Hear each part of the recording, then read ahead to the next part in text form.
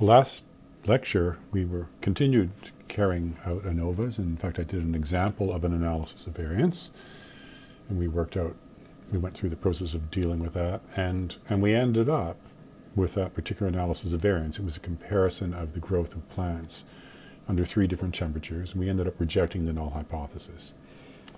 And that was a fixed effect ANOVA, where we only included the 3 temperatures we were interested in because we had the machinery to get those temperatures, 15, 20, and 25. Or we were only interested in really drawing conclusions about growing plants at those temperatures.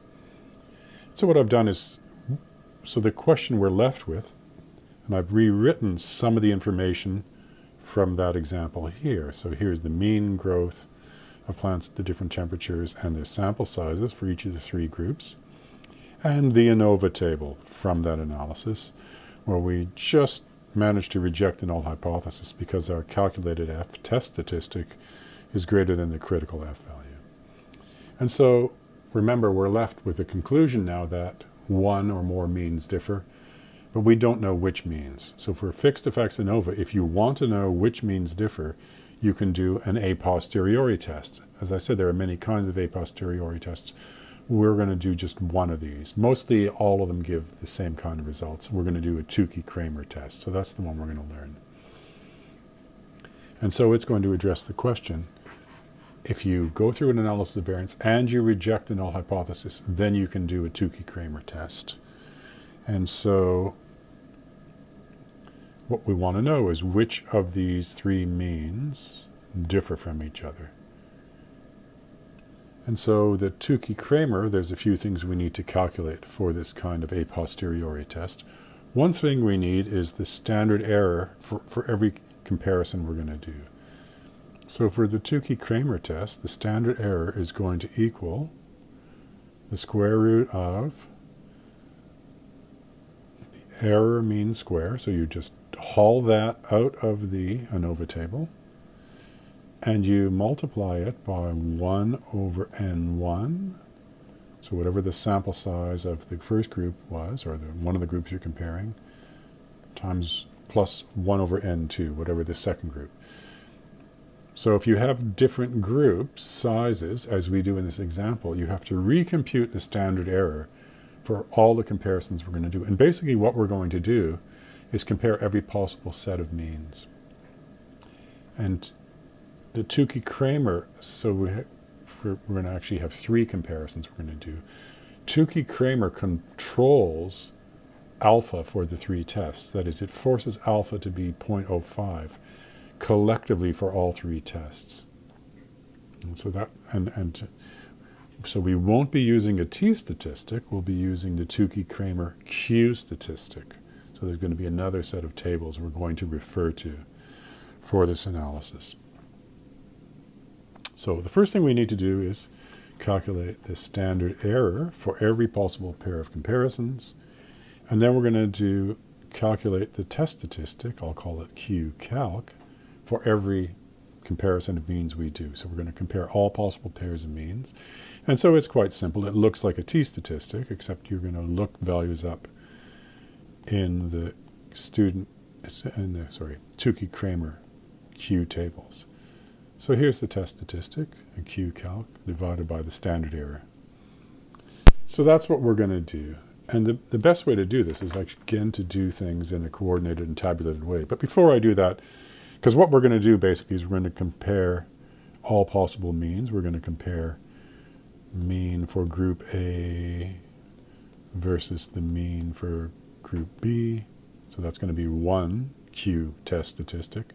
We're going to compare A versus group C, and we're going to compare B versus C. So that's all possible comparisons. And as I said, what these a posteriori tests do, what the Tukey Kramer test does, is it adjusts the p-value, the alpha value.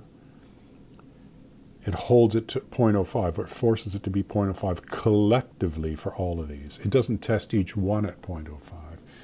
It makes it 0.05 for all 3 simultaneously. And so that's why we use these tests. You might say, well, why not just do 3 separate t-tests? That's invalid because if you do 3 separate t-tests, alpha would be 0.05 for each of them. And so collectively over the 3 tests, alpha is actually bigger than 0.05. It means you're likely to reject a null hypothesis when you shouldn't. So that's why we don't use 3 separate t-tests. We, in fact, use the Tukey Kramer. All right, so let me do one standard error calculation for you. So let's imagine we're going to compare means, 2 of these means.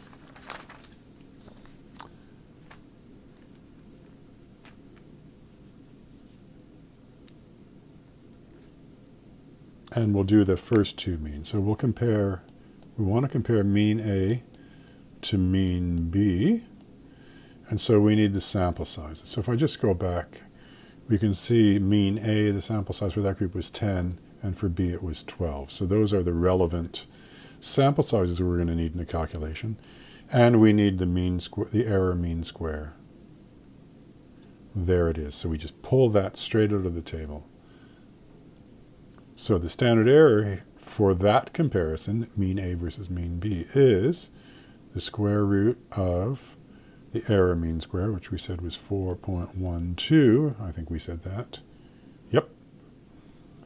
Times 1 over 10, because the sample size of group A was 10, plus 1 over 12, because the sample size of group B was 12. So there we go. So do that calculation. So you're going to add these fractions together. Make sure you remember how to add fractions or use your calculator and convert them to decimals. Multiply that by 4.12 and don't forget to take the square root. And if you do that, you get a standard error here of 0.869.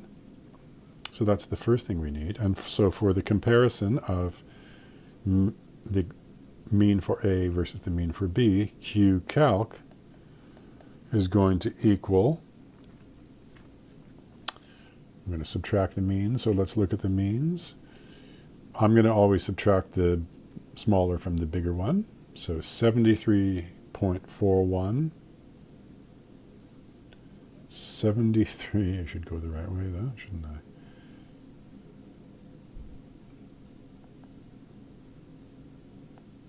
73.41 minus 71.2.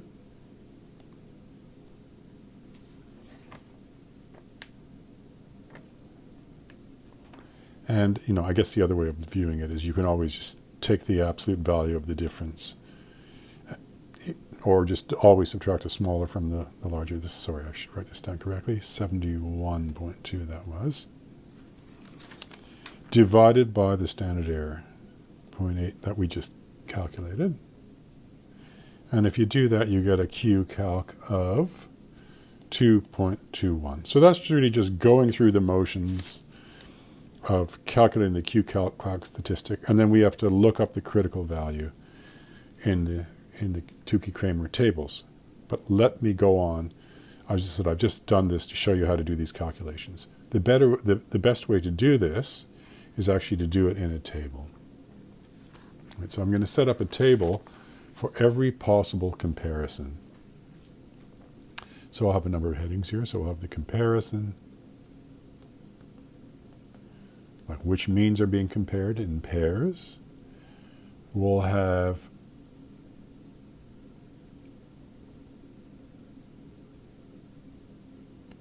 the absolute value of the differences between mean 1 and mean 2, whatever those means are. The standard error for that comparison. The QCalc statistic, or the test statistic. The Q critical that we look up in the tables. And then the decision that we're going to make. That is, reject H naught or don't reject.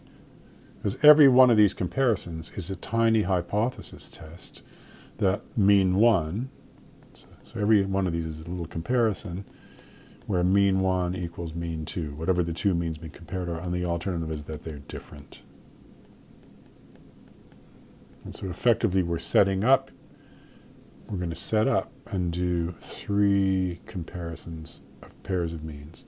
So comparison 1 It's sample A, which was 15 degrees, versus B. It's the one we just did some calculations on. So the difference in means here was the absolute value of the difference in means is 2.21. The standard error we just calculated is 0.869. Q-calc is 2.54. What I just said it was?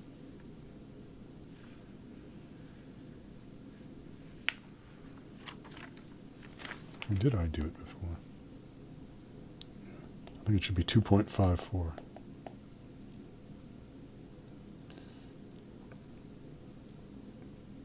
Okay, there's that. Then we're going to look up the critical value, and I'll go to the tables before I enter that. So that's A versus B. Let's now compare means A versus C. So the difference in means here ends up being 1.4. We had to, because the sample sizes differ for each of these, we had to recompute, we had to recompute the standard error for this comparison. And this ended up being 0.829. So now to get the Q-calc, it's just divide the difference in means by the standard error. And if you do that, it's 1.69. And finally, the final comparison is mean B versus mean C, or group B versus C. The difference in means here is 0.786. I had to recalculate the standard error, which was 1.03, because the sample sizes differ. And this ended up being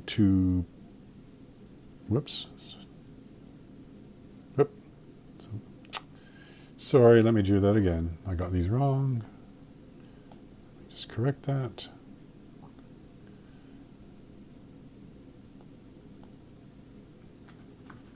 So the difference in means is actually 0.81.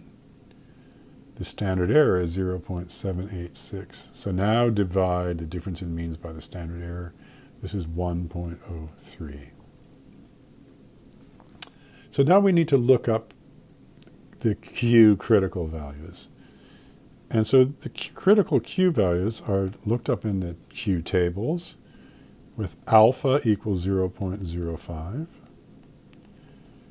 with K, the number of groups being compared. So it's the number of groups in your ANOVA. Right? So in the ANOVA we just did, there were actually 3 groups. So it's not the number of means being compared, it's the number of groups you actually had. So K is, in this case it's 3, and the degrees of freedom associated with the mean square for error. Right, so you're using the standard error. You're using the mean square for error in calculating the standard error of the mean. In the standard error for this comparison. Right, you're using the mean square. You're adjusting it by the sample sizes of the comparison. But when you look up the Q critical value, you're going to use the number of groups. If you had 10 groups in ANOVA, you'd have 10 there. We only have 3, so we have 3. And the degrees of freedom of the associated with the mean square for error. In other words, you just pull that straight out of the ANOVA table. That's the relevant degrees of freedom for Q, the Q critical. All right, so let's look at the Q tables. So let me try to do that.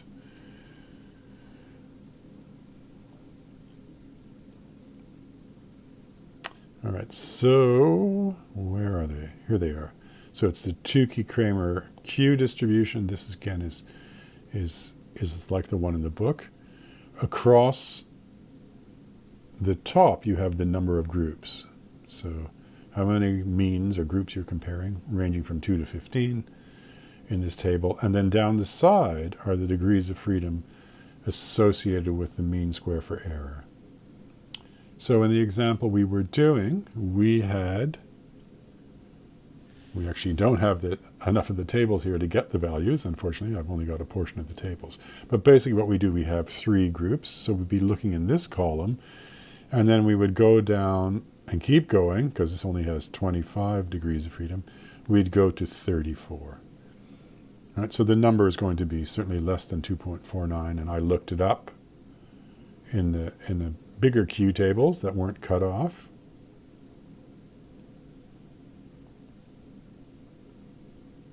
whoops, that weren't cut off. So I looked up that value.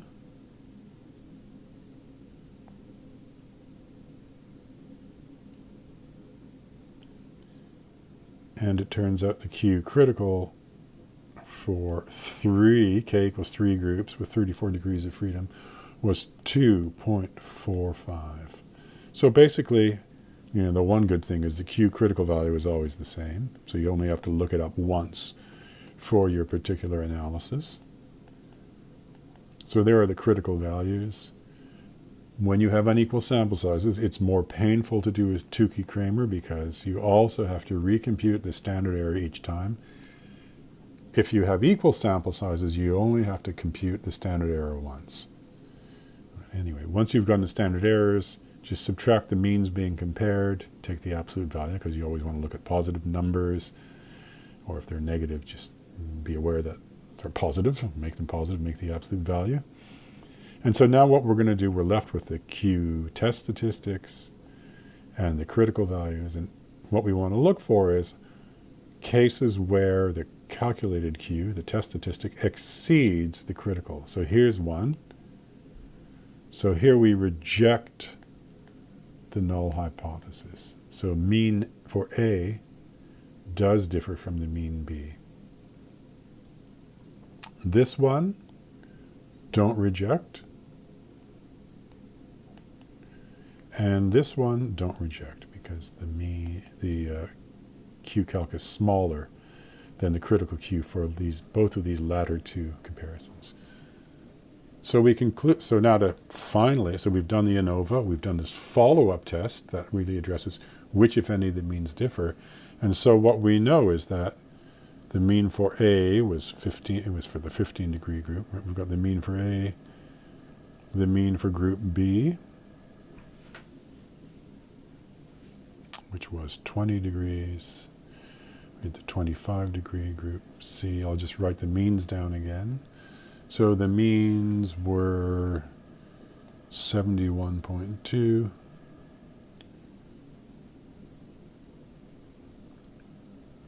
Let me write them, make sure I've got them correct here.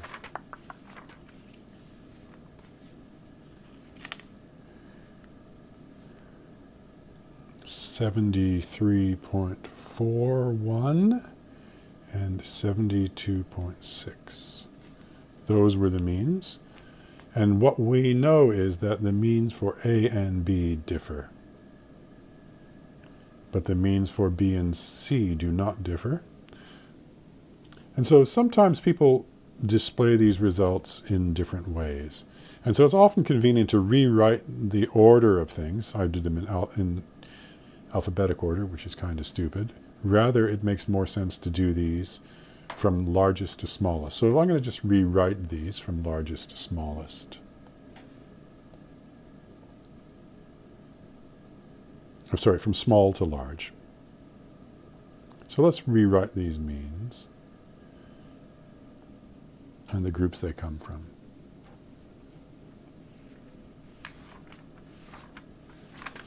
So the smallest mean was for group A. So here's group A, which was 15 degrees.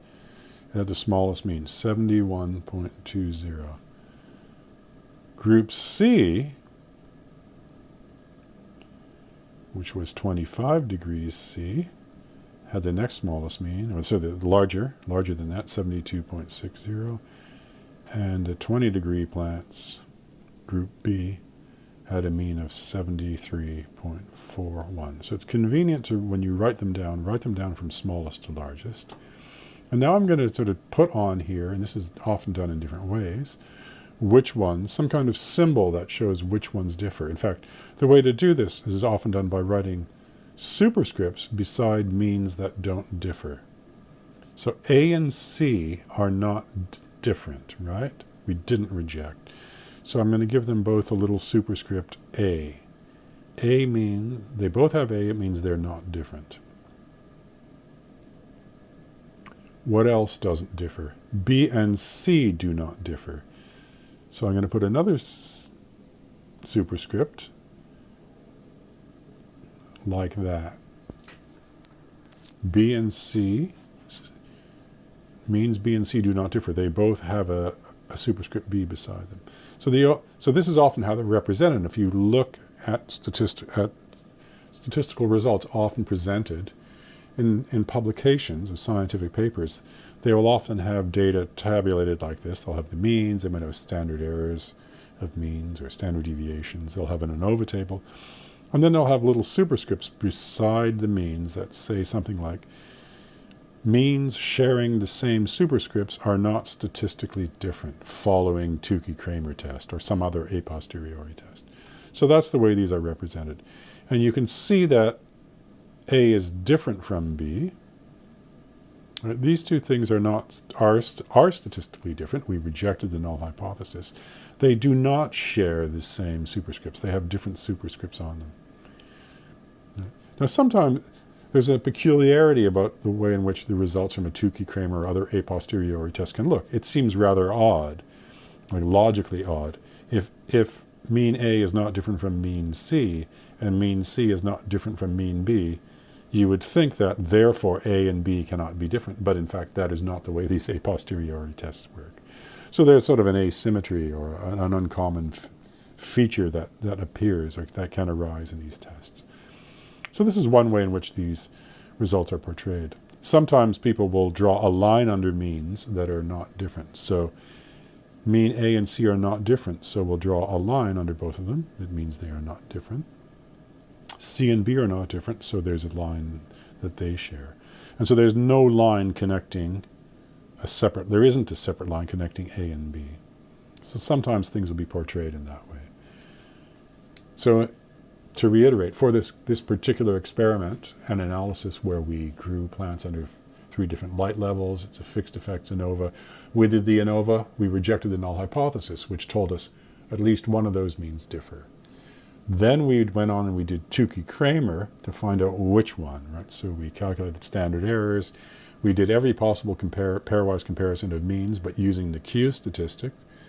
We basically went through and rejected or not rejected 3 hypotheses, 3 null hypotheses. And finally, we summarized the results by ranking the means from small to large and either putting little symbols, sharing superscripts or not. If they shared a superscript, they're not different. In other words, we didn't reject the null hypothesis for those.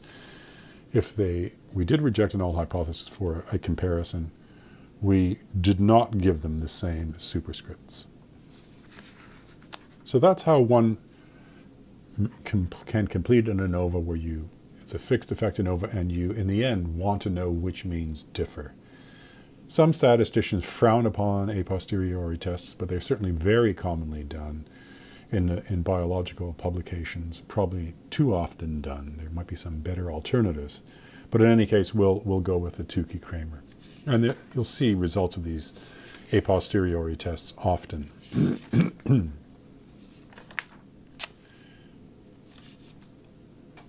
Let me just quickly now go over and talk again about random effect ANOVA.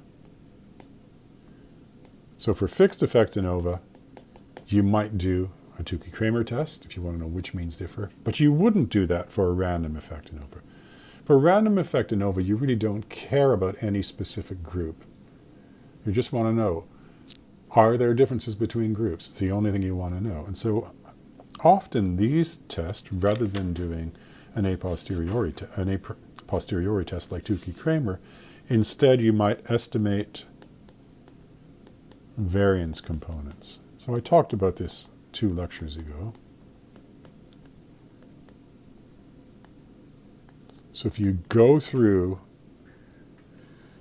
a random effect ANOVA, you reject the null hypothesis, you want to know how much variance is there between groups.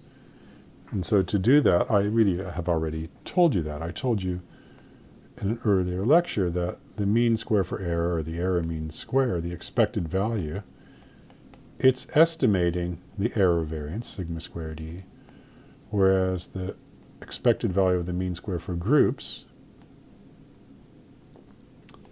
is sigma squared e plus n, the sample size, times sigma squared tau. And this is kind of the thing we're interested in. how much variance, what's the variance component of groups? And these equations, again, require equal sample size. So we'll only worry about the equal sample size case. So how can I estimate this variance component? That's the component of variance due to groups. So it's the variance component due to groups. And so it's simply given by sigma squared tau. I'm going to put a little hat symbol over it to indicate it's an estimate. So basically all you do is you pull the mean square for groups, or the group mean square, out of your ANOVA table, subtract the error mean square from it, and then divide it by small n, right? That's the sample size of a group. And it's the same because I've only given you the equations where you've used equal sample sizes for each group. So we won't worry about unequal sample sizes in estimating variance components. Okay, so that's the variance component due to groups. The variance component due to error is simply the mean square for error. You can just pull the mean square for error out. That's your best estimate of it. So it's the mean square for error from your ANOVA table. Okay, so in completing a random effects ANOVA, it doesn't make sense to do an a posteriori test or an a priori test because you don't care about any particular group. You don't want to know which means differ from which other means because you don't care about them. It's not the question you're asking for your ANOVA. Instead, what you might want to know is how much variance is there among groups? And so that value is this. It's the variance component due to treatments or due to groups. So that's how you would complete a random effects ANOVA. And so that completes our discussion of ANOVAs. So let me just, because we've had a number of lectures devoted to ANOVAs, let's just briefly review what we've done. So remember, we're only dealing with single factor or one-way ANOVA. So where we might have different fertilizer treatments or we grew plants at different temperatures. We didn't simultaneously, for example, give plants fertilizers and then in another suite of treatments also give them different watering levels. That would be a two-way ANOVA. So we did one-way ANOVAs. We can compare hypotheses of the form that the mean for group 1 equals the mean for group 2, for 3, and so on for however many groups we're comparing. Right? You can use it to compare two or more groups. Better to, if you have just two groups, better to use a t-test. Then you can also do one-sided if necessary. The assumptions. It assumes each group comes from a normal distribution. Assumes homogeneity, variances. So each of those groups have equal variances. And as I said, we won't do a test by hand for that, but if you run SAS, it'll do Levine's test for you, which tests whether or not the variance of those groups differ. It's one of the assumptions of an ANOVA. So that's where we started. We went through the various computational forms of equations and did the number crunching. Again, important to do it in a systematic way and make sure you do a number of these so you know how to do them because there's lots of number crunching and places you can go astray when you're doing these many calculations. So make sure you go through many examples of doing this. Once you do the ANOVA, remember that if you reject the null hypothesis, that only tells you that at least one of those means differ. You don't know which ones. In a fixed effect ANOVA, where you only include the treatments of interest, you can ask the question, which means differ? If that question is part of your experimental design, you plan to do this particular comparison, a small one or a tiny number, you use the a priori approach. So if the experimenter says, here's my experiment and I'm going to specifically compare these two means, then you would do an a priori test. Most of the time in biology, rightly or wrongly, people end up doing an a posteriori test such as the Tukey Kramer. So you can do the Tukey Kramer test, find out which means in particular differ. If you don't reject the null hypothesis from ANOVA, there's no reason to do a Tukey Kramer because the ANOVA tells you, if you don't reject it, that none of the means differ. So you stop. You don't have to do Tukey Kramer if you don't reject the null hypothesis from an ANOVA. If you do reject the null hypothesis and you want to know which means differ, do the Tukey Kramer test. And that concludes our discussion of ANOVAs. Oh, I guess I should add one further thing. If you run it on SAS and Levine's tests indicate the variances are different, in other words, you reject the hypothesis of equal variances, you could transform the data using one of those transformations I talked about last day. Do the ANOVA again to see if you meet that homogeneity of variance assumptions. So that's the end of our discussion of ANOVAs.